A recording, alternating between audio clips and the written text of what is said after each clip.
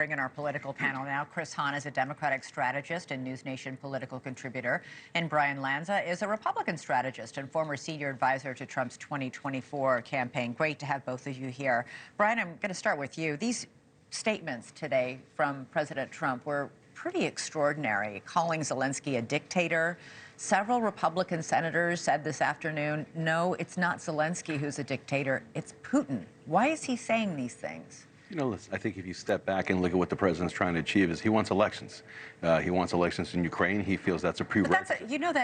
That's something Putin's been insisting on. Why does he want elections? That country is in martial law right now. Well, sure. I think if you look at international law, which everybody looks at international law, when you try to set up treaties, you cannot have a president whose term has expired be somebody who can sign a treaty. So it's important that we all want peace and they will want the right people in place. But if you look at it from an international law perspective, there's only two people who can sign these treaties. It's going to be Putin, and it's going to be the leader of Ukraine, who technically his term has expired, and he's now gone into extraordinary measures to hold on to that title of leadership.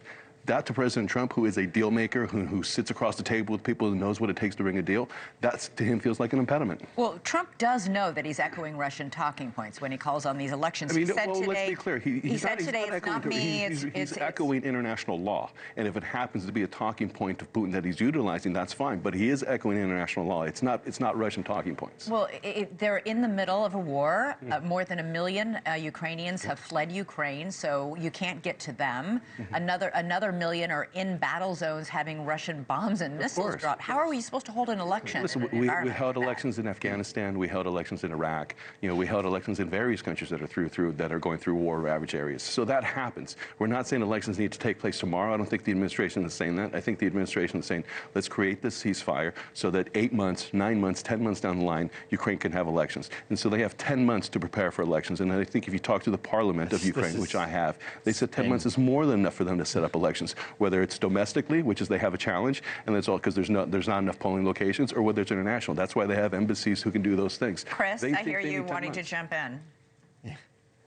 Yeah, I mean, this is ridiculous spin, right? Donald Trump is like parroting Putin's talking points. He looks weak on the world stage, and he is basically selling out Ukraine. He will sell them out to Putin, to Russia. He is saying things like Ukraine started the war.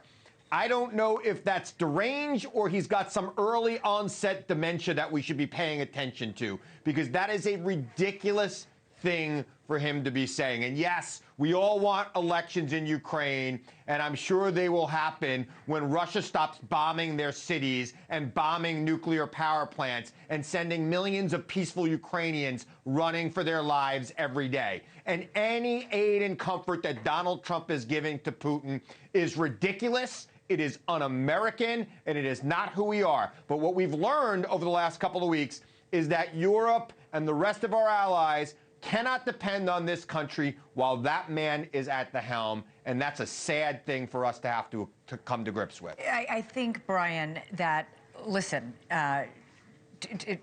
to his point there, to Chris's point, Trump did say several things that were factually inaccurate. He did say that Ukraine started the war yesterday. He continues to say today that we've spent $350 billion. We have not. We've spent less than half that amount. It's still too much, but it's less than half that amount. He says Zelensky's approval ratings are 4%. They're not. They're 52, sometimes maybe even somewhere higher in the 50%. Why is he saying things that are factually inaccurate? You know, listen, that's how he operates. You know, he has it. You know, when he's trying to force somebody to a negotiation table, he says things that are inaccurate. Well, you know, he says things that's going to bring people to the table that are ultimately going to bring peace. Like the end result is what we all want, I suspect. And even Chris says we want people at the table negotiating peace. And what he feels he doesn't have right now is Zelenskyy willing to step forward and come to the negotiation table and do peace. Thanks so much for watching. Go to joinnn.com to find NewsNation on your television provider. And don't forget to click the red subscribe button below to get more of NewsNation's fact-driven, unbiased coverage.